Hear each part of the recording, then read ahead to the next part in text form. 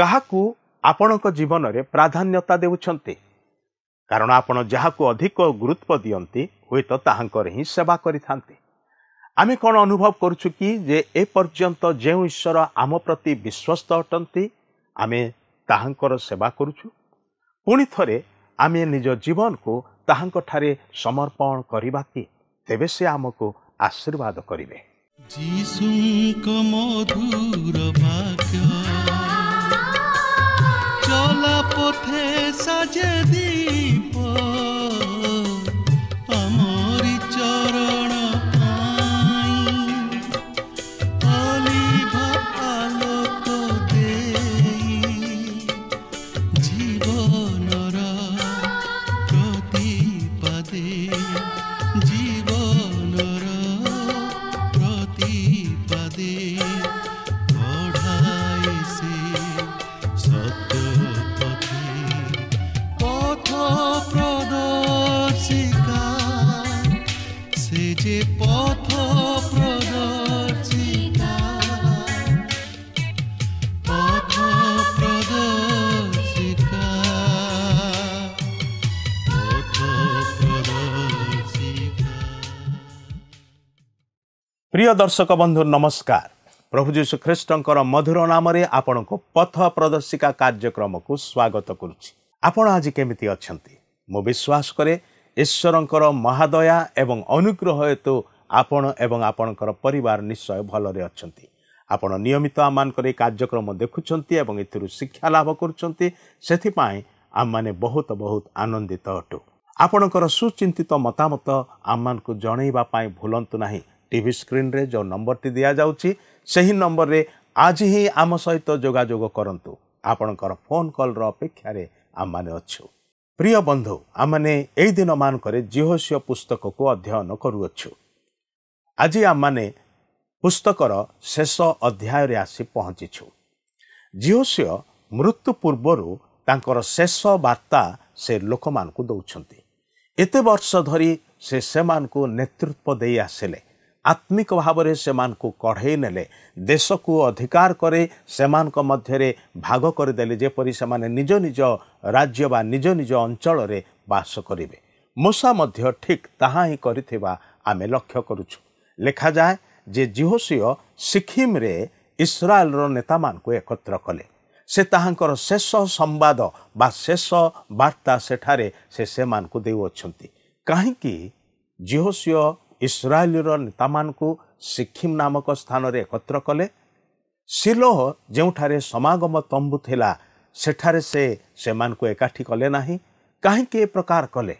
ସିଖିମ ହେଉଛି ସେହି ସ୍ଥାନ ଅବ୍ରାହମ ଈଶ୍ୱରଙ୍କର ଆହ୍ୱାନ ପାଇଲା ପରେ ଯଜ୍ଞବେଦୀ ସେଠାରେ ନିର୍ମାଣ କରିଥିଲେ ଏବଂ ଈଶ୍ୱରଙ୍କର ଉପାସନା କରିଥିଲେ। ସିଖିମ ହେଉଛି ସେହି ସ୍ଥାନ ଯେଉଁ ସ୍ଥାନରେ ଯାକୁବ ମୂର୍ତ୍ତି ସବୁକୁ ଗଛ ମୂଳରେ ପୋତି ଦେଇ ବୈଥେଲକୁ ଗଲେ, ଯେଉଁଠାରେ ଈଶ୍ୱର ତାହାଙ୍କ ସହିତ ସାକ୍ଷାତ କରିଥିଲେ। ସିଖିମ ହେଉଛି ଏପରି ଏକ ସ୍ଥାନ ଯେଉଁ ସ୍ଥାନରୁ ପାପ ପ୍ରତି ଲୋକମାନେ ବିମୁଖ ହେବେ ଏବଂ ଈଶ୍ୱରଙ୍କ ପ୍ରତି ଫେରି ଆସିବେ। ତେଣୁ ସେଠାରେ ସେ ଲୋକମାନଙ୍କୁ ଏକତ୍ର କରୁଅଛନ୍ତି ଏବଂ ଏକ ଗୁରୁତ୍ୱପୂର୍ଣ୍ଣ ସମ୍ବାଦ ବା ଶିକ୍ଷା ସେମାନଙ୍କୁ ଦେଉଅଛନ୍ତି। ଲକ୍ଷ୍ୟ କରନ୍ତୁ ଜିହୋସିଓଙ୍କ ଶିକ୍ଷା କେତେ ଶକ୍ତିଶାଳୀ ଥିଲା। ଲେଖାଯାଏ ତହୁଁ ଜିହୋସିଓ ସମସ୍ତ ଲୋକଙ୍କୁ କହିଲେ, ସଦାପ୍ରଭୁ ଇସ୍ରାଏଲର ପରମେଶ୍ୱର ଏହି କଥା କହନ୍ତି। ଜିହୋସିଓ ଗୋଟିଏ କଥା କହୁଛନ୍ତି, ଈଶ୍ୱର ବିଶ୍ୱସ୍ତ। ଯଦି ତୁମ୍ଭେମାନେ ତାହାଙ୍କ ପ୍ରତି ବିଶ୍ୱସ୍ତ ରହିବ ତେବେ ସେ ତୁମ୍ଭମାନଙ୍କୁ ଆଶୀର୍ବାଦ କରିବେ। ଅବ୍ରାହମ ଈଶ୍ୱରଙ୍କୁ ଯେତେବେଳେ ଜାଣିନଥିଲେ ସେତେବେଳେ ଈଶ୍ୱର ତାଙ୍କ ପ୍ରତି ବିଶ୍ୱସ୍ତ ହେଲେ। ସେ ଈଶ୍ୱରଙ୍କର ବିଶ୍ୱସ୍ତତାକୁ ଏଠାରେ ପ୍ରକାଶ କରୁଛନ୍ତି। ଏଣୁ କହୁଛନ୍ତି, ତୁମ୍ଭେମାନେ ଆଜି ମନୋନୀତ କର କାହାର ସେବା କରିବ। ଆସନ୍ତୁ ଆଜି ଏହି ସମ୍ପର୍କରେ ଆହୁରି ବିସ୍ତୃତ ଭାବରେ ଆଲୋଚନା କରିବା, କିନ୍ତୁ ତା ପୂର୍ବରୁ ଗୋଟିଏ ଭକ୍ତିମୂଳକ ଗୀତ ଶୁଣିବା।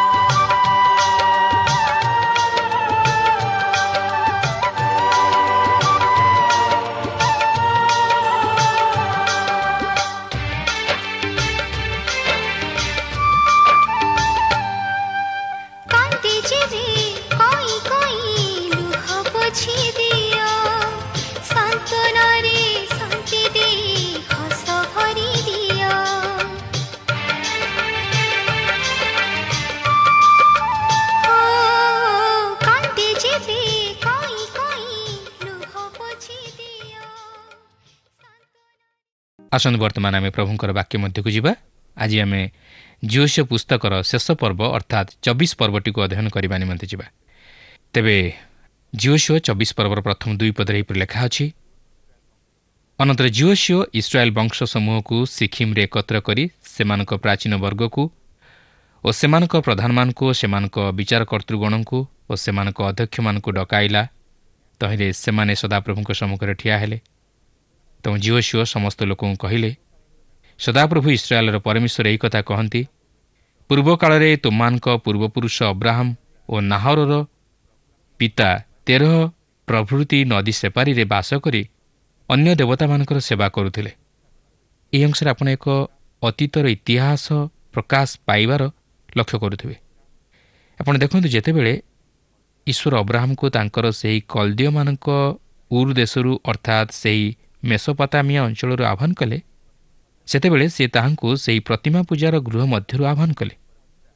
ତେରହ ଯିଏକି ତାଙ୍କର ପିତା, ସେ ଅନ୍ୟ ଦେବତାମାନଙ୍କୁ ପୂଜା କରୁଥିଲେ। ତେଣୁ ଅବ୍ରାହମ ମଧ୍ୟ ସେହିପରି ପରିବେଶ ମଧ୍ୟରେ ବଢ଼ିଥିଲେ। ତେବେ ପ୍ରଶ୍ନ ଉଠେ ଯେ ଈଶ୍ୱର କାହିଁକି ଅବ୍ରାହମକୁ ଏ ପ୍ରକାର ପରିବାର ମଧ୍ୟରୁ ମନୋନୀତ କଲେ ଓ ତାହାଙ୍କଠାରୁ ଏକ ଗୋଷ୍ଠୀ ଉତ୍ପନ୍ନ କଲେ? ଆମେ ଯଦି ଅବ୍ରାହମଙ୍କ ପୂର୍ବ ସମୟକୁ ବିଚାର କରିବା, ତାହେଲେ ଜାଣିପାରିବା ଯେ ଈଶ୍ୱର କାହିଁକି ଅବ୍ରାହମକୁ ମନୋନୀତ କଲେ। ଆପଣ ଯଦି ଆଦି ପୁସ୍ତକ 11 ପର୍ବକୁ ଫେରିଯିବେ, ତାହେଲେ ଦେଖିବାକୁ ପାରିବେ ଯେ ବାବିଲ ଗଡ଼ର ଘଟଣା ପରେ ଅର୍ଥାତ୍ ବାବିଲ ଗଡ଼ଟି ଧ୍ୱଂସ ହେବା ପରେ ଲୋକମାନେ ଈଶ୍ୱରଙ୍କୁ ଭୁଲି ଈଶ୍ୱରଙ୍କଠାରୁ ଦୂରେଇ ଗଲେ। କେହି ହେଲେ ଈଶ୍ୱରଙ୍କର ସେବା କଲେ ନାହିଁ। ଏପରିକି ଅବ୍ରାହମଙ୍କର ପିତା ତେରହ ମଧ୍ୟ ଈଶ୍ୱରଙ୍କର ସେବା କରିବାକୁ ଭୁଲିଗଲେ। ଯେତେବେଳେ ସେହି ବାବିଲଗଡ଼ ଘଟଣାରେ ଈଶ୍ୱର ସେମାନଙ୍କ ମଧ୍ୟରେ ଭାଷାର ଭେଦ ଜନ୍ମାଇଲେ, ସେତେବେଳେ ଲୋକମାନେ ଚାରିଆଡ଼େ ଛିନ୍ନ ଭିନ୍ନ ହୋଇଗଲେ ଓ ସେମାନେ ଏକ ସତ୍ୟ ଓ ଜୀବନ୍ତ ଈଶ୍ୱରଙ୍କର ଜ୍ଞାନକୁ ସେମାନଙ୍କ ମଧ୍ୟରେ ଧାରଣ କଲେ। ସେଥିପାଇଁ ଆଜି ବି ମଧ୍ୟ ଆପଣ ଦେଖିବେ ଯେ ଅନେକ ଯଦିଓ ସତ୍ୟ ଓ ଜୀବନ୍ତ ଈଶ୍ୱରଙ୍କୁ ପୂଜା କରନ୍ତି ନାହିଁ, ତଥାପି ସେମାନେ ଏକ ସତ୍ୟ ଈଶ୍ୱରଙ୍କର ସତ୍ତାକୁ ଉପଲବ୍ଧି କରନ୍ତି। ସେମାନେ ଜାଣନ୍ତି ଯେ ହଁ, ସତ୍ୟ ଈଶ୍ୱର ବୋଲି ଜଣେ କେହି ଅଛନ୍ତି। ବାସ୍ତବରେ ସେହି ବାବିଲଗଡ଼ର ଘଟଣା ପରେ ଲୋକମାନେ ସତ୍ୟ ଈଶ୍ୱରଙ୍କଠାରୁ ବିମୁଖ ହୋଇଥିଲେ। ତେବେ ଆପଣ ଚିନ୍ତା କରନ୍ତୁ, ଈଶ୍ୱର କ'ଣ ଚାହିଁଥିଲେ ସେମାନଙ୍କୁ ବିନଷ୍ଟ କରିପାରିନଥାନ୍ତେ? ସେ କ'ଣ ଚାହିଁଥିଲେ ତାଙ୍କର ସୃଷ୍ଟ ପୃଥିବୀକୁ ଧ୍ୱଂସ କରିପାରିନଥାନ୍ତେ କି? କିନ୍ତୁ ସେ ତାହା କଲେ ନାହିଁ। ସେ ମନୁଷ୍ୟ ଜାତିକୁ ରକ୍ଷା କରିବାକୁ ଚାହିଁଥିଲେ।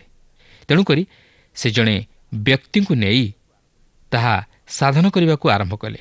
ଆଉ ସେହି ବ୍ୟକ୍ତି ଥିଲେ ଅବ୍ରାହମ, ଯାହାଙ୍କ ହୃଦୟରେ ସତ୍ୟ ଓ ଜୀବନ୍ତ ଈଶ୍ୱରଙ୍କୁ ଜାଣିବା ନିମନ୍ତେ ପ୍ରବଳ ଆଗ୍ରହ ଥିଲା ଓ ଅଭିଳାଷ ଥିଲା। ଯେଉଁ ସମୟରେ ଈଶ୍ୱର ତାହାଙ୍କୁ ଆହ୍ୱାନ କଲେ, ସେତେବେଳେ ସେ ତାହାଙ୍କୁ ସେହି ଉର୍ ଦେଶ ଓ ତାଙ୍କର ପରିବାରକୁ ପରିତ୍ୟାଗ କରିବା ନିମନ୍ତେ କହିଲେ। ବର୍ତ୍ତମାନ ଆପଣ ଜାଣିପାରୁଥିବେ ଯେ ଈଶ୍ୱର ଅବ୍ରାହମକୁ କାହିଁକି ଆହ୍ୱାନ କଲେ। ତେରହ ଜଣେ ପ୍ରତିମା ପୂଜକ ଥିଲେ, କିନ୍ତୁ ଈଶ୍ୱର ଅବ୍ରାହମକୁ ସେହି ପରିବାର ମଧ୍ୟରୁ ଆହ୍ୱାନ କଲେ ଯେପରି ତାହାଙ୍କଠାରୁ ଏକ ମହାନ ଜାତି ଉତ୍ପନ୍ନ ହେବେ ଓ ଯେଉଁ ଜାତି ମଧ୍ୟରୁ କି ମସିହ ଅର୍ଥାତ୍ ଯୀଶୁଖ୍ରୀଷ୍ଟଙ୍କର ଏହି ଜଗତକୁ ଆଗମନ ହେବ। ଆଉ ତାହା ହିଁ ବାସ୍ତବରେ ଫଳପ୍ରଦ ହେଲା, କାରଣ ଈଶ୍ୱରଙ୍କର ଯୋଜନା କେବେ ହେଲେ ବିଫଳ ହୁଏ ନାହିଁ। ସେ ଯାହା କରିବାକୁ ଚାହାନ୍ତି ତାହା ହିଁ ସେ ସାଧନ କରନ୍ତି। ତେଣୁକରି ଆପଣ ଦେଖନ୍ତୁ, ଈଶ୍ୱର ଅବ୍ରାହମକୁ ଏହିପରି ଏକ ପରିବାର ମଧ୍ୟରୁ ଆହ୍ୱାନ କରିଥିଲେ। ତେବେ ଏହା କ'ଣ ଆମମାନଙ୍କ ନିମନ୍ତେ ଏକ ଆନନ୍ଦର ବିଷୟ ନୁହେଁ କି? ହଁ, ନିଶ୍ଚୟ। ଆମେ ଯେ କେହି ହେଉନା କାହିଁକି, ଯଦି ସତ୍ୟ ତଥା ଜୀବନ୍ତ ଈଶ୍ୱରଙ୍କୁ ଜାଣିବା ନିମନ୍ତେ ଓ ତାହାଙ୍କର ସେବା କରିବା ନିମନ୍ତେ ଆମର ଅନ୍ତରରେ ସେହିପରି ଆକାଂକ୍ଷା ଜନ୍ମେ, ତାହେଲେ ଆମେ ନିଶ୍ଚିତ ଭାବରେ ସତ୍ୟ ତଥା ଜୀବନ୍ତ ଈଶ୍ୱରଙ୍କର ପରିଚୟ ପାଇପାରିବା। କାରଣ ସେ ସମଗ୍ର ଜଗତର ଉଦ୍ଧାର ନିମନ୍ତେ ତାହାଙ୍କର ଏକମାତ୍ର ପ୍ରିୟ ପୁତ୍ର ପ୍ରଭୁ ଯୀଶୁଖ୍ରୀଷ୍ଟଙ୍କୁ ଏହି ଜଗତକୁ ପଠାଇ ଆମ ସମସ୍ତଙ୍କ ନିମନ୍ତେ ସେହି ଉଦ୍ଧାରର କାର୍ଯ୍ୟ ସାଧନ କରିଅଛନ୍ତି। ଯେପରି ସେହି ପ୍ରଭୁ ଯୀଶୁଖ୍ରୀଷ୍ଟଙ୍କଠାରେ ବିଶ୍ୱାସ କରିବା ଦ୍ୱାରା ତାହାଙ୍କର ସେହି ପବିତ୍ର ରକ୍ତ ଦ୍ୱାରା ଆମର ପାପ କ୍ଷମା ହୁଏ ଓ ଆମେ ସତ୍ୟ ଓ ଜୀବନ୍ତ ଈଶ୍ୱରଙ୍କର ସନ୍ତାନ ରୂପେ ଗଣିତ ହୋଇ ତାହାଙ୍କର ସହିତ ସହଭାଗିତା ସ୍ଥାପନ କରିବାକୁ ପାରୁ। ତେଣୁ ଆପଣ ଯଦି ବାସ୍ତବରେ ସତ୍ୟ ତଥା ଜୀବନ୍ତ ଈଶ୍ୱରଙ୍କର ପରିଚୟ ପାଇବାକୁ ଚାହାନ୍ତି, ତାହେଲେ ଆପଣ ଏହିପରି ଭାବରେ ପ୍ରଭୁ ଯୀଶୁଖ୍ରୀଷ୍ଟଙ୍କଠାରେ ବିଶ୍ୱାସ କରିବା ଦ୍ୱାରା ତାହାଙ୍କ ମାଧ୍ୟମରେ ପିତା ଈଶ୍ୱରଙ୍କର ପରିଚୟ ପାଇବା ସଙ୍ଗେ ସଙ୍ଗେ ତାହାଙ୍କ ସହ ବାସ୍ତବ ସହଭାଗିତା ସ୍ଥାପନ କରିପାରିବେ। ଏହାପରେ ଏହି 24 ପର୍ବର 3 ପଦ ଓ 4 ପଦରେ ଈଶ୍ୱର ଜିଓସିଓଙ୍କ ଦ୍ୱାରା ଇସ୍ରାଏଲ୍ ସନ୍ତାନଗଣ ନିକଟରେ ସେମାନଙ୍କର ପୂର୍ବପୁରୁଷର ଇତିହାସକୁ ପ୍ରକାଶ କରନ୍ତି। ଅର୍ଥାତ୍ ସେ କିପରି ଭାବେ ଅବ୍ରାହମଙ୍କଠାରୁ ଇସାହାକଙ୍କୁ ଓ ଇସାହାକଙ୍କଠାରୁ ଜାକୁବ ଓ ଇସୋଙ୍କୁ ଓ ଜାକୁବଙ୍କଠାରୁ କିପରି ଇସ୍ରାଏଲର ଦ୍ୱାଦଶ ବଂଶକୁ ଜନ୍ମ ଦେଲେ ତାହା ପ୍ରକାଶ କରନ୍ତି ଓ ଏହି ଜାକୁବଙ୍କର ସନ୍ତାନମାନେ ଯେ ମିଶ୍ରକୁ ଗଲେ ଓ ମିଶ୍ରର ଦାସତ୍ୱ ବନ୍ଧନରେ ଆବଦ୍ଧ ହେଲେ ତାହା ମଧ୍ୟ ପ୍ରକାଶ କରନ୍ତି। କିନ୍ତୁ ଏକ ଚମତ୍କାର ବିଷୟ ଆପଣ ଲକ୍ଷ୍ୟ କରିବେ ଯେ ସେହି ମିଶ୍ର ଦେଶରେ ହିଁ ଇସ୍ରାଏଲ ଜାତି ବର୍ଦ୍ଧିଷ୍ଣୁ ହେବାକୁ ଲାଗିଲେ। ସେମାନେ ବହୁ ସଂଖ୍ୟକ ହେଲେ। ଆଉ ଯଦିଓ ସେମାନେ ଦାସ୍ୟକର୍ମ କରୁଥିଲେ, ମାତ୍ର ମିଶ୍ରୀୟମାନଙ୍କଠାରୁ ବଳବାନ ଓ ବହୁ ସଂଖ୍ୟକ ହେଲେ। ଏହା ହିଁ ହେଉଛି ଆଶ୍ଚର୍ଯ୍ୟର ବିଷୟ। କାରଣ ଈଶ୍ୱର ତାହାଙ୍କର ଆଶ୍ରିତମାନଙ୍କୁ ଓ ଯେଉଁମାନଙ୍କୁ ସେ ମନୋନୀତ କରିଅଛନ୍ତି ସେମାନଙ୍କୁ ସେ କେବେ ହେଲେ ପତିତ ହେବାକୁ ଦେବେ ନାହିଁ। ସମସ୍ତ ପ୍ରକାର ଜଟିଳ ପରିସ୍ଥିତି ତଥା ସଙ୍କଟ ମଧ୍ୟ ଦେଇ ସେମାନେ ଗଲେ ମଧ୍ୟ ସେମାନେ କେବେ ହେଲେ ପତିତ ହେବେ ନାହିଁ, ବରଂ ଦିନକୁ ଦିନ ଆତ୍ମିକ ଜୀବନରେ ବର୍ଦ୍ଧିଷ୍ଣୁ ହେବା ସଙ୍ଗେ ସଙ୍ଗେ ଈଶ୍ୱରଙ୍କ ସହିତ ଅଧିକ ସଂଯୁକ୍ତ ଜୀବନଯାପନ କରିପାରିବେ। ତେଣୁ ଆପଣ ଯଦି ଈଶ୍ୱରଙ୍କୁ ଦୃଢ଼ ରୂପେ ଧରି ଓ ପ୍ରଭୁ ଯୀଶୁଙ୍କୁ ଗ୍ରହଣ କରି ସଙ୍କଟର ମଧ୍ୟ ଦେଇ ବା ପରୀକ୍ଷାର ମଧ୍ୟ ଦେଇ ଗତି କରୁଅଛନ୍ତି, ତାହେଲେ ଭାଙ୍ଗି ପଡ଼ନ୍ତୁ ନାହିଁ। କାରଣ ଏହି ସମସ୍ତ ଆପଣଙ୍କର ଅମଙ୍ଗଳ ନିମନ୍ତେ ନୁହେଁ, ମାତ୍ର ମଙ୍ଗଳର ନିମନ୍ତେ। ଓ ପ୍ରଭୁ ଆପଣଙ୍କ ଜୀବନ ଦ୍ୱାରା ଅନେକ ମହତ୍ କାର୍ଯ୍ୟମାନ ସାଧନ କରିବା ପାଇଁ ଯାଉଅଛନ୍ତି ଓ ସେ ଆପଣଙ୍କୁ ସମ୍ପୂର୍ଣ୍ଣ ତାଙ୍କର ନିଜର କରିବାକୁ ଚାହାନ୍ତି। ତେଣୁ ଆପଣ ଦେଖନ୍ତୁ 24 ପର୍ବର 5 ପଦରୁ 12 ପଦ ମଧ୍ୟରେ ଈଶ୍ୱର ଯେ ଇସ୍ରାଏଲ ଜାତିର ଯତ୍ନ ନେଇ ସେମାନଙ୍କୁ ସମସ୍ତ ବିଷୟରେ ଆଶୀର୍ବାଦ କରି ସାହାଯ୍ୟ କଲେ, ତାହା ଉପରେ ଗୁରୁତ୍ୱ ଦେଇ ସେ ଝିଅଙ୍କ ଦ୍ୱାରା ଇସ୍ରାଏଲ ସନ୍ତାନଗଣଙ୍କ ନିକଟରେ ପ୍ରକାଶ କରନ୍ତି। ତେବେ ମୁଁ ସେହି ପଦଗୁଡ଼ିକୁ ପୁନର୍ବାର ପାଠ କରିବା ପାଇଁ ଯାଉନାହିଁ, ମାତ୍ର କେତେକ ମୁଖ୍ୟ ବିଷୟ ଚୁମ୍ବକରେ ଆପଣଙ୍କୁ ଜଣାଇ ଦେବାକୁ ଚାହେଁ ଯେ ଈଶ୍ୱର କେବଳ ତାହାଙ୍କର ବାହୁବଳ ଦ୍ୱାରା ଇସ୍ରାଏଲ ଜାତିକୁ ମିଶ୍ରର ଦାସତ୍ୱ ବନ୍ଧନରୁ ମୁକ୍ତ କଲେ ନାହିଁ, ସେ ମଧ୍ୟ ଇମୋରୀୟମାନଙ୍କ ହସ୍ତରୁ ଇସ୍ରାଏଲ ସନ୍ତାନଗଣକୁ ଉଦ୍ଧାର କଲେ। ଏପରିକି ବିଲିୟମ ଯେ କି ଇସ୍ରାଏଲ ଜାତି ଉପରେ ଅଭିଶାପ ବର୍ତ୍ତାଇବାକୁ ଚାହିଁଥିଲେ, ତାହାଙ୍କ ହସ୍ତରୁ ମଧ୍ୟ ଇସ୍ରାଏଲ ସନ୍ତାନଗଣକୁ ଉଦ୍ଧାର କଲେ ଓ ସେମାନଙ୍କୁ ଜର୍ଦ୍ଦନ ନଦୀ ପାର କରାଇ ପ୍ରତିଜ୍ଞାତ କିଣାନ୍ ଦେଶର ଅଧିକାରୀ କରାଇବା ସଙ୍ଗେ ସଙ୍ଗେ ସେହି ଦେଶରେ ବସବାସ କରୁଥିବା ଅଧିବାସୀଙ୍କୁ ସେହି ଦେଶରୁ ଘଉଡ଼ାଇ ଦେଲେ ଓ ଯେଉଁମାନେ ସେମାନଙ୍କ ବିରୁଦ୍ଧରେ ଉଠି ଯୁଦ୍ଧ କଲେ ସେମାନଙ୍କୁ ମଧ୍ୟ ସେହି ଦେଶରୁ ବିତାଡ଼ିତ କରି ସେମାନଙ୍କର ଶତ୍ରୁମାନଙ୍କ ହସ୍ତରୁ ସେମାନଙ୍କୁ ଉଦ୍ଧାର କଲେ। କାରଣ ଈଶ୍ୱର ଯାହାର ସପକ୍ଷ, ମନୁଷ୍ୟ ତାର କିଛି କ୍ଷତି କରି ନପାରେ। ଏହାପରେ 13 ପଦରେ ଆମେ ଦେଖୁଛୁ ଯେ ସେମାନେ ସେହି ପ୍ରତିଜ୍ଞାତ କିଣାନ୍ ଦେଶରେ ନିର୍ଭୟରେ ବସବାସ କରି ତହିଁର ଫଳ ଭୋଗ କଲେ, ଯେହେତୁ ଈଶ୍ୱର ସେମାନଙ୍କୁ ତାହା ଉପଭୋଗ କରିବା ନିମନ୍ତେ ସୁଯୋଗ ଦେଇଥିଲେ। 13 ପଦରେ ଏହିପରି ଲେଖା ଅଛି, ଆଉ ତୁମେମାନେ ଯହିଁରେ ପରିଶ୍ରମ କରିନାହଁ ଏପରି ଏକ ଦେଶ ଓ ଯାହା ଯାହା ତୁମେମାନେ ନିର୍ମାଣ କରିନାହଁ ଏପରି ନଗରମାନ ଆମେ ତୁମମାନଙ୍କୁ ଦେଲୁ, ତହିଁରେ ତୁମେମାନେ ବାସ କରୁଅଛ। ତୁମେମାନେ ଯେଉଁ ଦ୍ରାକ୍ଷା କ୍ଷେତ୍ର ଓ ଜିତକ୍ଷେତ୍ର ରୋପଣ ନ କଲ, ତାହା ତୁମେମାନେ ଭୋଗ କରୁଅଛ। ତେଣୁକରି ଏଥିରୁ ଆପଣ ଅନୁମାନ କରିପାରୁଥିବେ ଯେ ସେମାନେ କେତେ ଦୂର ଆଶୀର୍ବାଦ ଯୁକ୍ତ ନ ହୋଇଥିଲେ। ଈଶ୍ୱର ସେମାନଙ୍କର ଧର୍ମକର୍ମ ହେତୁ ନୁହେଁ, ମାତ୍ର ଅବ୍ରାହମଙ୍କ ପ୍ରତି ତାହାଙ୍କର ପ୍ରତିଜ୍ଞା ଥିବାରୁ ସେହି ପ୍ରତିଜ୍ଞା ଅନୁଯାୟୀ ସେମାନେ ପ୍ରତିଜ୍ଞାତ ଦେଶର ଅଧିକାରୀ ହେଲେ।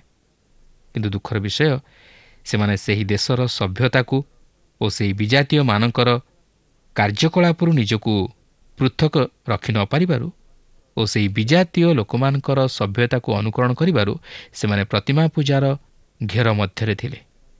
ବାସ୍ତବରେ ସେମାନେ ବିପଦର ଘେରରେ ଥିଲେ।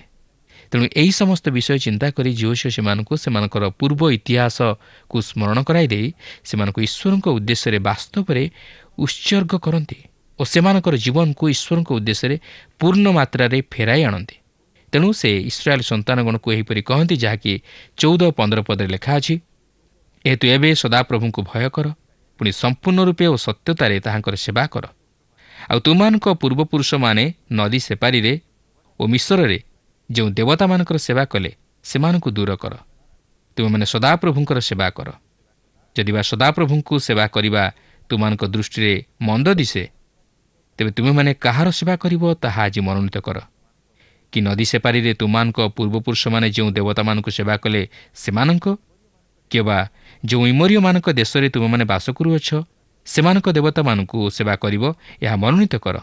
ମାତ୍ର ମୁଁ ଓ ମୋର ପରିଜନ ଆମେମାନେ ସଦାପ୍ରଭୁଙ୍କୁ ସେବା କରିବା। ଆପଣ ଦେଖନ୍ତୁ, ଏଠାରେ ଯୋଶୁଆଙ୍କର ଏକ ଦୃଢ଼ ପଦକ୍ଷେପ ଯାହାକି ସେ ଈଶ୍ୱରଙ୍କ ନିମନ୍ତେ ନେଉଛନ୍ତି। ସେ ଯେଉଁ ସତ୍ୟ ତଥା ଜୀବନ୍ତ ଈଶ୍ୱରଙ୍କୁ ଜାଣିଛନ୍ତି ତାହାଙ୍କୁ ପରିତ୍ୟାଗ କରିବାକୁ ଚାହାନ୍ତି ନାହିଁ। ଆପଣ ଜାଣିଥିବେ ଯେ ଯଦିବା ମୂଷା ଇସ୍ରାଏଲ ଜାତିର ନେତୃତ୍ୱ ନେଇଥିଲେ, ମାତ୍ର ସେ ସେହି ପ୍ରତିଜ୍ଞାତ କିଣାନ୍ ଦେଶରେ ଇସ୍ରାଏଲ୍ ସନ୍ତାନଗଣକୁ ପ୍ରବେଶ କରାଇପାରିଲେ ନାହିଁ। ମାତ୍ର ତାଙ୍କ ପରେ ତାଙ୍କ ପଦରେ ଜିହୋଶୁଆ ଇସ୍ରାଏଲ୍ ସନ୍ତାନଗଣର ନେତୃତ୍ୱ ନେଇ ସେମାନଙ୍କୁ ସେହି ପ୍ରତିଜ୍ଞାତ କିଣାନ୍ ଦେଶରେ ନେଇ ପ୍ରବେଶ କରାଇଲେ। ମାତ୍ର ସେମାନେ ଯେପରି ସେହି ଦେଶର ବିଜାତୀୟମାନଙ୍କର ସଭ୍ୟତା ତଥା ସଂସ୍କୃତିକୁ ଅନୁକରଣ କରି ପ୍ରତିମା ପୂଜାରେ ଆସକ୍ତ ନ ହୁଅନ୍ତି, ଏଥିନିମନ୍ତେ ଜିହୋଶୁଆ ତାହା ଘଟିବା ପୂର୍ବରୁ ସେମାନଙ୍କୁ ସତର୍କ କରାଇ ଦିଅନ୍ତି।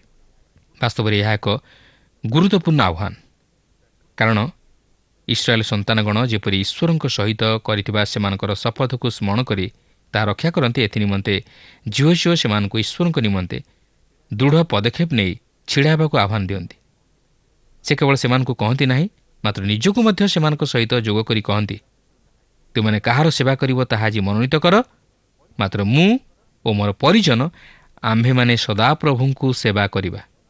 ଆଜି ଆମ ଜୀବନରେ କ'ଣ ଆମେ ସେ ପ୍ରକାର ପଦକ୍ଷେପ ନେଇପାରିଛୁ କି? କିମ୍ବା ନେବା ନିମନ୍ତେ କ'ଣ ପ୍ରୟାସ କରୁଛୁ କି? ନା ଜଗତ ମଧ୍ୟରେ ନିଜକୁ ହଜେଇ ଦେଇ ଏକ ଗୋଳିଆ ପୋଳିଆ ନୀତି ଧାରଣ କରିଅଛୁ? ଗୋଟିଏ ପାଖେ ପାପକୁ ଓ ଅନ୍ୟ ପାଖେ ଧର୍ମକୁ ରଖି ଏକ ପ୍ରକାର ଭାରସାମ୍ୟ ରଖିବାକୁ ଚେଷ୍ଟା କରୁଛୁ? ନା ଏକ ପାଖେ ଅନ୍ୟାୟକୁ ଓ ଅପର ପାଖେ ନ୍ୟାୟକୁ ରଖି ସମାଜରେ ଏକ ଲୋକ ଦେଖାଣିଆ ଭଦ୍ର ବ୍ୟକ୍ତି ବୋଲି ବା ନ୍ୟାୟବାନ ଲୋକ ବୋଲି ପରିଚୟ ଦେବା ନିମନ୍ତେ ଚେଷ୍ଟା କରୁଛୁ? କିନ୍ତୁ ତାହା ସମ୍ଭବ ନୁହେଁ। ହଁ, ହୋଇପାରେ କେହି ଏପରି ନିଜର ଚତୁରତାରେ କରିପାରେ ଓ ଲୋକଙ୍କର ଚକ୍ଷୁକୁ ଧନ୍ଦଳା କରିଦେଇପାରେ, ମାତ୍ର ଈଶ୍ୱରଙ୍କ ଦୃଷ୍ଟିରେ ନୁହେଁ। କାରଣ ଈଶ୍ୱର ସର୍ବନ୍ତର୍ଯାମୀ ଓ ସର୍ବଦର୍ଶୀ। ସେ ଚାହାନ୍ତି ଆମେ ସମ୍ପୂର୍ଣ୍ଣ ତାଙ୍କର ହେଉ। ଆପଣ କେବେ ଚାହିଁବେ କି ଆପଣଙ୍କର ସ୍ତ୍ରୀ ବା ସ୍ୱାମୀ ଅନ୍ୟ କୌଣସି ସ୍ୱାମୀ ବା ସ୍ତ୍ରୀ ସହିତ ସହବାସ କରୁ ବା ସମ୍ପର୍କ ସ୍ଥାପନ କରୁ ବୋଲି? କେବେ ନୁହେଁ। ଯଦି ଆପଣ ସେପରି ଚାହାନ୍ତି, ତାହେଲେ ଆପଣ ନିଜର ସ୍ୱାମୀ ବା ସ୍ତ୍ରୀକୁ ବାସ୍ତବରେ ପ୍ରେମ କରୁନାହାନ୍ତି ବୋଲି ଜଣାଯିବ। କିମ୍ବା ଆପଣ ତାହାଙ୍କ ସହ ସମ୍ପର୍କ ସ୍ଥାପନ ନ କରି ଅନ୍ୟ କାହା ସଙ୍ଗେ ସମ୍ପର୍କ ସ୍ଥାପନ କରିଛନ୍ତି ବୋଲି ଜଣାଯିବ। ଆଉ ଠିକ୍ ସେହିପରି ଈଶ୍ୱର ଆମମାନଙ୍କ ଜୀବନରୁ ତାହା ହିଁ ଆଶା କରନ୍ତି। ସେ ଚାହାନ୍ତି ନାହିଁ ଆମେ ତାହାଙ୍କୁ ଛାଡ଼ି ଆଉ କାହାର ସେବା କରୁ ବୋଲି ବା ଈଶ୍ୱର ବୋଲି ଗ୍ରହଣ କରୁ। ତେଣୁକରି ଜିହୋଶୁଆ ମଧ୍ୟ ସେହିପରି ଈଶ୍ୱରଙ୍କ ନିମନ୍ତେ କେବଳ ନିଜକୁ ନୁହେଁ, ମାତ୍ର ତାହାଙ୍କର ପରିବାରକୁ ମଧ୍ୟ ଈଶ୍ୱରଙ୍କ ସେବା ଉଦ୍ଦେଶ୍ୟରେ ସମ୍ପୂର୍ଣ୍ଣ ଉତ୍ସର୍ଗ କରିଦେଇଥିଲେ। ତେବେ ଦେଖନ୍ତୁ, ଜିହୋଶୁଆଙ୍କର ଏପରି କଥାରେ ଇସ୍ରାଏଲ୍ ସନ୍ତାନଗଣ କି ପ୍ରକାର ପ୍ରତ୍ୟୁତ୍ତର ଦେଉଛନ୍ତି। 24 ପର୍ବର 16 ଓ 17 ପଦରେ ଲେଖା ଅଛି, ଏଥିରେ ଲୋକମାନେ ଉତ୍ତର ଦେଇ କହିଲେ, ଅନ୍ୟ ଦେବତାମାନଙ୍କ ସେବା କରିବା ନିମନ୍ତେ ଆମମାନେ ଯେ ସଦାପ୍ରଭୁଙ୍କୁ ପରିତ୍ୟାଗ କରିବୁ, ଏହା ଦୂରେ ଥାଉ। ଯେହେତୁ ସଦାପ୍ରଭୁ ଆମମାନଙ୍କର ପରମେଶ୍ୱର, ସେ ଆପେ ଆମମାନଙ୍କୁ ଆମମାନଙ୍କ ପୂର୍ବପୁରୁଷମାନଙ୍କୁ ମିଶ୍ର ଦେଶର ଦାସ ଗୃହରୁ ବାହାର କରି ଆଣିଲେ ଓ ଆମମାନଙ୍କ ଦୃଷ୍ଟିଗୋଚରରେ ଏହିସବୁ ମହାଚିହ୍ନ ପ୍ରକାଶ କଲେ। ପୁଣି ଯେଉଁ ସକଳ ପଥରେ ଓ ଯେ ଗୋଷ୍ଠୀ ଦେଇ ଆମମାନେ ଆସିଅଛୁ, ସେମାନଙ୍କ ମଧ୍ୟରେ ଆମମାନଙ୍କୁ ରକ୍ଷା କରିଅଛନ୍ତି। ଆପଣ ବୋଧହୁଏ ଭାବୁଥିବେ ଯେ ସେମାନେ ଈଶ୍ୱରଙ୍କର ସମସ୍ତ ସାହାଯ୍ୟ ଓ ମଙ୍ଗଳଦାନକୁ ସ୍ମରଣ କରି ଈଶ୍ୱରଙ୍କ ସହିତ ସଂଯୁକ୍ତ ରହି କେବଳ ତାହାଙ୍କର ସେବା କରିବେ। କିନ୍ତୁ ତହିଁରେ ବ୍ୟତିକ୍ରମ ଘଟିଲା ଓ ସେମାନେ ଈଶ୍ୱରଙ୍କଠାରୁ ବିମୁଖ ହୋଇ ଅନ୍ୟ ଦେବତାଗଣର ସେବା କଲେ, ଯାହାକି ଆମେ ଏହାର ପରବର୍ତ୍ତୀ ପୁସ୍ତକରେ ଅର୍ଥାତ୍ ବିଚାରକର୍ତ୍ତା ପୁସ୍ତକରେ ପାଠ କଲେ ସ୍ପଷ୍ଟ ଜାଣିପାରିବା। କିନ୍ତୁ ଏଠାରେ ଚିନ୍ତାର ବିଷୟ ହେଉଛି ଯେ ଆଜି ଆମେ କେତେଦୂର ନିଜର ପ୍ରତିଜ୍ଞାରେ ସ୍ଥିର ରହିପାରିଛୁ। ଆମେ ଈଶ୍ୱରଙ୍କ ନିକଟରେ ଅନେକ କିଛି ଶପଥ କରିଥାଉ। ଅନେକ ଏହିପରି ଶପଥ କରି କହନ୍ତି, ପ୍ରଭୁ ଯୀଶୁ, ମୁଁ ଆଜିଠାରୁ କେବଳ ତୁମକୁ ଧ୍ୟାନ କରିବି, ମୁଁ କେବଳ ତୁମର ପବିତ୍ର ବାକ୍ୟକୁ ଧ୍ୟାନ କରିବି, ମୁଁ ତୁମ ନିକଟରେ ପ୍ରାର୍ଥନାରେ ସମୟ ବିତାଇବି, ମୁଁ ତୁମ ନିମନ୍ତେ ମୋର ଭୂମି ବା ଅର୍ଥ ଦାନ କରିବି, ମୁଁ ତୁମର ସେବା ଉପାସନାରେ ଅବହେଳା କରିବି ନାହିଁ। କିନ୍ତୁ ପ୍ରକୃତରେ କ'ଣ ଆମେ ସମ୍ପୂର୍ଣ୍ଣ ରୂପେ ତାହା ପାଳନ କରିପାରିଥାଉ? କେବେ ନୁହେଁ। ଆମେ ବିଫଳ ହୋଇଥାଉ। ଅନେକ ସମୟରେ ଆମେ ତାହା ପାଳନ କରିବା ନିମନ୍ତେ ଭୁଲି ଯାଇଥାଉ କିମ୍ବା କାର୍ଯ୍ୟ ବ୍ୟସ୍ତତା ମଧ୍ୟରେ ରହି ତହିଁ ପ୍ରତି ଅବହେଳା ପ୍ରଦର୍ଶନ କରିଥାଉ। କିନ୍ତୁ ତାହା ପାଳନ ନ କରିବା ଦ୍ୱାରା ଆମେ ଈଶ୍ୱରଙ୍କ ଦ୍ୱାରା ବିଚାରିତ ହୋଇଥାଉ, ଯାହାକି 20 ପଦରେ ଜିହୋଶୁଆ ସ୍ପଷ୍ଟ ଭାବେ ପ୍ରକାଶ କରନ୍ତି। ତୁମେମାନେ ଯେବେ ସଦାପ୍ରଭୁଙ୍କୁ ପରିତ୍ୟାଗ କରି ବିଦେଶୀୟ ଦେବତାମାନଙ୍କୁ ସେବା କରିବ, ତେବେ ସେ ତୁମମାନଙ୍କ ପ୍ରତି ଫେରି ଅମଙ୍ଗଳ କରିବେ, ପୁଣି ତୁମମାନଙ୍କର ମଙ୍ଗଳ କରିଥିଲେ ହେଁ ତୁମମାନଙ୍କୁ ସଂହାର କରିବେ। ପ୍ରିୟ ବନ୍ଧୁ, ଆମେ ଭାବୁ ଯେ ଈଶ୍ୱର କେବଳ ଦୟାଳୁ ଓ ପ୍ରେମିକ ତଥା ଆଶୀର୍ବାଦକାରୀ ଈଶ୍ୱର। ମାତ୍ର ସେଥିସହିତ ଆମେ ଜାଣି ରଖିବା ଉଚିତ ଯେ ସେ ମଧ୍ୟ ଆମମାନଙ୍କର ଅପରାଧର ପ୍ରତିଫଳଦାତା ଈଶ୍ୱର, କାରଣ ସେ ହେଉଛନ୍ତି ବିଚାରକର୍ତ୍ତା ଈଶ୍ୱର। ତେବେ ଏହିପରି ଭାବରେ 21 ପଦରୁ 28 ପଦ ମଧ୍ୟରେ ଜିହୋଶୁଆ ଲୋକମାନଙ୍କଠାରୁ ଏକ ସକାରାତ୍ମକ ପ୍ରତ୍ୟୁତ୍ତର ପାଇ ସେମାନଙ୍କ ନିମନ୍ତେ ସେହିସବୁ ବ୍ୟବସ୍ଥା ଯାହାକି ମୋଶାଙ୍କ ବ୍ୟବସ୍ଥା ଥିଲା, ସେହି ସମସ୍ତ କଥା ପରମେଶ୍ୱରଙ୍କ ବ୍ୟବସ୍ଥା ଗ୍ରନ୍ଥରେ ଲେଖିଲେ ଓ ଏକ ବୃହତ୍ ପ୍ରସ୍ତରକୁ ପବିତ୍ର ଆବାସର ନିକଟବର୍ତ୍ତୀ ଅଲନ ବୃକ୍ଷମୂଳେ ଏକ ସାକ୍ଷୀ ରୂପେ ସ୍ଥାପନ କଲେ, ଯେପରି ତାହା ସେମାନଙ୍କର ପ୍ରତିକୂଳରେ ସାକ୍ଷୀ ହୁଏ। ଏହାପରେ ସେ ଲୋକମାନଙ୍କୁ ବିଦାୟ କଲେ। ଏହାପରେ 29 ପଦରେ ଆମେ ଦେଖୁଛୁ ଯେ ଜିହୋଶୁଆ 110 ବର୍ଷ ହୋଇ ମଲେ ଓ ତାହାଙ୍କର ନିଜ ଅଧିକାରର ସୀମା ମଧ୍ୟରେ କବର ପାଇଲେ, ଅର୍ଥାତ୍ ସମାଧିସ୍ଥ ହେଲେ। 32 ପଦରେ ଲେଖା ଅଛି ଯେ ଯୋସେଫଙ୍କର 2 ପୁତ୍ର ମନସି ଓ ଇଫ୍ରାଇମ୍ ଯୋସେଫଙ୍କର ଯେଉଁ ଅସ୍ଥିକୁ ମିଶ୍ର ଦେଶରୁ ଆଣି ପ୍ରତିଜ୍ଞାତ କିଣାନ୍ ଦେଶରେ କବର ଦେବେ ବୋଲି ପ୍ରତିଜ୍ଞା କରିଥିଲେ, ସେହି ପ୍ରତିଜ୍ଞା ଅନୁଯାୟୀ ସେମାନେ ଯୋସେଫଙ୍କର ଅସ୍ଥିକୁ ସିଖିମ୍ ସ୍ଥିତ ଖଣ୍ଡେ ଭୂମିରେ ଆଣି ପୋତିଲେ, କାରଣ ଯୋସେଫ ସେମାନଙ୍କୁ ତାଙ୍କର ଅସ୍ଥିକୁ ନେଇ କିଣାନ୍ ଦେଶରେ କବର ଦେବାକୁ କହିଥିଲେ, ଯେହେତୁ ସେ ସେହି ଦେଶରେ ମୃତ୍ୟୁରୁ ପୁନରୁଦ୍ଧିତ ହେବେ ବୋଲି ଚାହିଁଥିଲେ। ଏହାପରେ 33 ପଦରେ ହାରୁଣର ପୁତ୍ର ଇଲିଆସରର ମୃତ୍ୟୁ ବିଷୟରେ ଉଲ୍ଲେଖ କରାଯାଏ ଓ ତାହାକୁ ମଧ୍ୟ ତାହାର ପୁତ୍ର ପିନହସକୁ ଦତ୍ତ ପର୍ବତରେ କବର ଦିଆଗଲା। ଆପଣ ଦେଖନ୍ତୁ, ଏହି ପୁସ୍ତକର ଆରମ୍ଭରେ ଆମେ ମୋଶାଙ୍କର ମୃତ୍ୟୁ ବିଷୟ ନେଇ ଦେଖିଥିଲୁ ଓ ଶେଷରେ ଆମେ ଜିହୋଶୁଆଙ୍କର ଓ ହାରୁଣଙ୍କର ପୁତ୍ର ଇଲିଆସରର ଯିଏକି ଯାଜକତ୍ୱ କାର୍ଯ୍ୟ ସମ୍ପାଦନ କରୁଥିଲେ, ସେହି 2 ଜଣଙ୍କର ମୃତ୍ୟୁ ବିଷୟ ନେଇ ଦେଖିବାକୁ ପାରିଲୁ। ତେବେ ଏହି ଜିହୋଶୁଆ ପୁସ୍ତକଟି ମୃତ୍ୟୁରେ ଆରମ୍ଭ ହୋଇ ମୃତ୍ୟୁରେ ହିଁ ସମାପ୍ତ ହୋଇଅଛି। କିନ୍ତୁ ଏହି ମୃତ୍ୟୁ ଶବ୍ଦଟି ଶୁଣିବାକୁ ଆମକୁ ଭଲ ଲାଗେ ନା, କି ଆମେ ମୃତ୍ୟୁଭୋଗ କରିବାକୁ ପସନ୍ଦ କରୁନା, କରୁ କି ନୁହେଁ? ମୃତ୍ୟୁ କଥା ଶୁଣିଲେ ଆମକୁ ଭାରି ଭୟ ଲାଗେ, ନୁହେଁ କି? ମାତ୍ର ଆପଣ ଦେଖନ୍ତୁ, ମୋଶା ହୁଅନ୍ତୁ ବା ଜିହୋଶୁଆ ହୁଅନ୍ତୁ, ଏମାନେ ମୃତ୍ୟୁକୁ ଭୟ କରିନଥିଲେ, କାରଣ ଏମାନେ ଜନ୍ମ ଓ ମୃତ୍ୟୁର ନିୟନ୍ତ୍ରଣକର୍ତ୍ତା ଈଶ୍ୱରଙ୍କୁ ଭୟ କରୁଥିଲେ ଓ ତାଙ୍କ ସହିତ ସଂଯୁକ୍ତ ଜୀବନଯାପନ କରୁଥିଲେ ଓ ସେମାନେ ବିଶ୍ୱାସ ଦ୍ୱାରା ତହିଁର ଫଳ ପ୍ରାପ୍ତ ହେଲେ। ସେମାନେ ମୃତ୍ୟୁକୁ ଅତିକ୍ରମ କରି ଜୀବନରେ ପ୍ରବେଶ କରିଅଛନ୍ତି। ପ୍ରିୟ ବନ୍ଧୁ, ଆମେ ପ୍ରତ୍ୟେକ ଯେ ଦିନେ ନା ଦିନେ ମୃତ୍ୟୁବରଣ କରିବା ଏହା ସୁନିଶ୍ଚିତ। ମାତ୍ର ଜଣେ ଖ୍ରୀଷ୍ଟ ବିଶ୍ୱାସୀର ପକ୍ଷରେ ମୃତ୍ୟୁ ଅନ୍ତ ନୁହେଁ, ମାତ୍ର ଅନନ୍ତ ମଧ୍ୟକୁ ଯିବା ନିମନ୍ତେ ଏକ ସୋପାନ। ମୃତ୍ୟୁ ହେଉଛି ତାହା ନିମନ୍ତେ ଏକ ବିଜୟର ଚିହ୍ନ, ମାତ୍ର ପରାଜୟର ଚିହ୍ନ ନୁହେଁ। ତେଣୁ ଆସୁ ଆମେ ସେହି ପ୍ରଭୁ ଯୀଶୁଖ୍ରୀଷ୍ଟଙ୍କଠାରେ ବିଶ୍ୱାସ କରି ତାହାଙ୍କୁ ନିଜ ହୃଦୟରେ ଗ୍ରହଣ କରି ମୃତ୍ୟୁର ନାହୁଡ଼କୁ ଭାଙ୍ଗି ସେହି ସ୍ୱର୍ଗରାଜ୍ୟରେ ପ୍ରବେଶ କରିବା ନିମନ୍ତେ ଚେଷ୍ଟା କରୁ ଓ ଈଶ୍ୱରଙ୍କ ସହିତ ସେହି ସ୍ୱର୍ଗୀୟ ବିଭବର ଭାଗି ହେଉ। ସେହି ପ୍ରଭୁ ଯୀଶୁ ହେଉଛନ୍ତି ଅନନ୍ତ ଜୀବନ, ଆଉ ଯେଉଁମାନେ ତାହାଙ୍କଠାରେ ବିଶ୍ୱାସ କରନ୍ତି ସେମାନେ ପାପରୁ ଉଦ୍ଧାରପ୍ରାପ୍ତ ହୋଇ ଅନନ୍ତ ଜୀବନର ଅଧିକାରୀ ହୁଅନ୍ତି। ସେମାନେ ମୃତ୍ୟୁକୁ ଭୟ କରନ୍ତି ନାହିଁ, ମାତ୍ର ମୃତ୍ୟୁକୁ ଅତିକ୍ରମ କରି ଜୀବନରେ ପ୍ରବେଶ କରନ୍ତି। ପ୍ରଭୁ ପ୍ରତ୍ୟେକଙ୍କୁ ଆଶୀର୍ବାଦ କରନ୍ତୁ। ପ୍ରିୟ ବନ୍ଧୁ, ଆଶା କରେ ଆଜିର ଏ ଅଧ୍ୟୟନଟି ଆପଣଙ୍କୁ ନିଶ୍ଚୟ ଭଲ ଲାଗିଛି। ଆପଣ ଯାହାର କଥା ଶୁଣନ୍ତି ସେ ହିଁ ହୁଏତ ଆପଣଙ୍କର ପ୍ରଭୁ ଅଟନ୍ତି। କାହାକୁ ଆପଣ ଜୀବନରେ ପ୍ରାଧାନ୍ୟ ଦେଉଛନ୍ତି, ଆପଣ ଯାହାକୁ ଅଧିକ ଗୁରୁତ୍ୱ ଦିଅନ୍ତି, ହୁଏତ ଆପଣ ତାହାଙ୍କର ସେବା କରନ୍ତି। ଆମେ କ'ଣ ଅନୁଭବ କରୁଛୁ କି ଏପର୍ଯ୍ୟନ୍ତ ଯେଉଁ ଈଶ୍ୱର ଆମ୍ଭମାନଙ୍କ ପ୍ରତି ବିଶ୍ୱସ୍ତ ଅଟନ୍ତି, ଆମେ କ'ଣ ସେହି ଈଶ୍ୱରଙ୍କୁ ଜାଣିଛୁ ଏବଂ ସେହି ଈଶ୍ୱରଙ୍କର ସେବା କରୁଛୁ କି? ସମସ୍ତେ କହିଲେ ଆମେ ସଦାପ୍ରଭୁଙ୍କର ସେବା କରିବୁ, ପୁଣି ଥରେ ସେମାନେ ନିଜର ଜୀବନକୁ ସମର୍ପଣ କରୁଛନ୍ତି ଏବଂ ଶପଥରେ ପ୍ରବେଶ କରୁଛନ୍ତି। ପ୍ରିୟ ବନ୍ଧୁ, ଆଜି କ'ଣ ଆମେ ନିଜକୁ ସେହି ସଦାପ୍ରଭୁଙ୍କ ନିକଟରେ ସମର୍ପଣ କରିବା କି? ତାହା ହିଁ ଚିନ୍ତାର ବିଷୟ।